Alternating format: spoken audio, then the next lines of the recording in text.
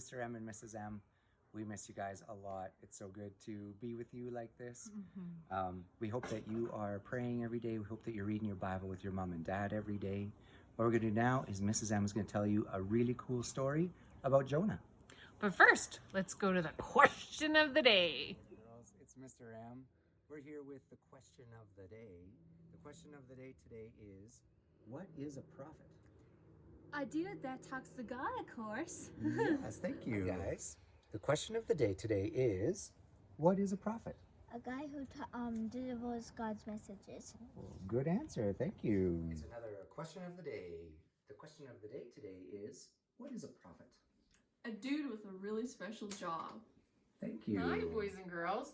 So what did you think of the question of the day? Did any of you know what a prophet was?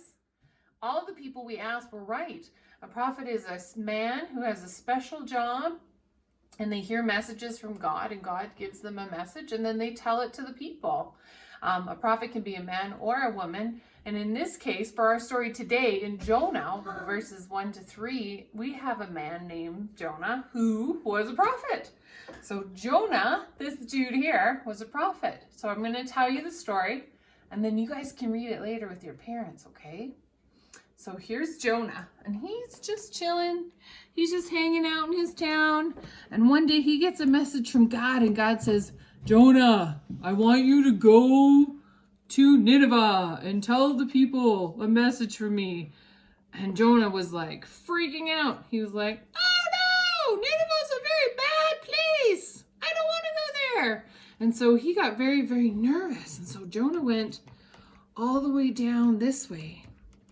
And he went down to the docks where the boats were.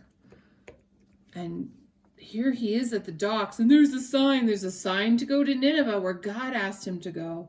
And there's a sign to go over to Joppa and then to Tarshish. And so he decided to not listen to God. So he went all the way over here and he sailed on a ship to Tarshish.